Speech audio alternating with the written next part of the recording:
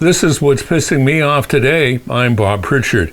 Don't you think it would be rather interesting with all the artificial intelligence and other technologies we have kicking around today, that there be some sort of a test that lets us know that we're doing okay as human beings? You know, that our decisions are proper, they're the kind of things that we should be doing at whatever stage of life you happen to be at. I would think, though, that most of us would think that we're doing just fine, that we've worked out the scenarios and we've got things pretty much under control.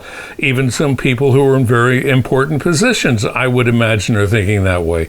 How about Donald Trump? Do you think he gets up in the morning and looks in the mirror and says, man, I'm a blithering idiot?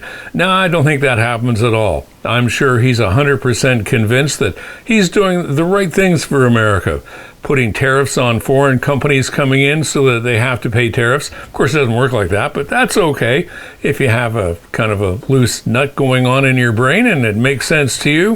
What's the problem with the rest of the planet? I'm really hoping that the rest of the planet can figure that one out all by themselves.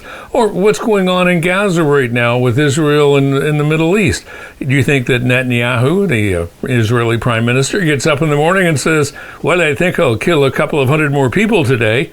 I doubt that very much. I would imagine he's thinking he's doing a spectacular job dealing with the terrorists that are invading or causing issues for his country and making Israel a safe place for all Israeli citizens.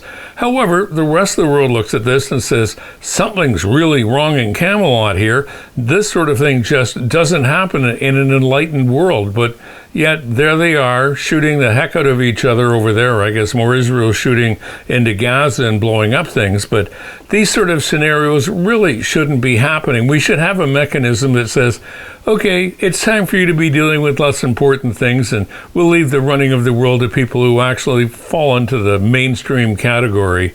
And that's what's pissing me off today. I'm Bob Pritchard.